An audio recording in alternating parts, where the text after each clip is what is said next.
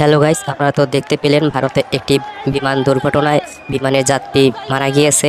আর সেই বিমানের যাত্রীর মধ্যে শুধু একজন ব্যক্তি জীবিত আছে, আর সেই ব্যক্তিকে দেখতে আসছেন মোদী সরকার। তাই আপনারা দেখুন ভিডিওটি। আর ভিডিওটি যদি আপনাদের ভালো লাগে অবশ্যই চ্যানেলটি সাবস্ক্রাইব করে পাশে থাকবেন।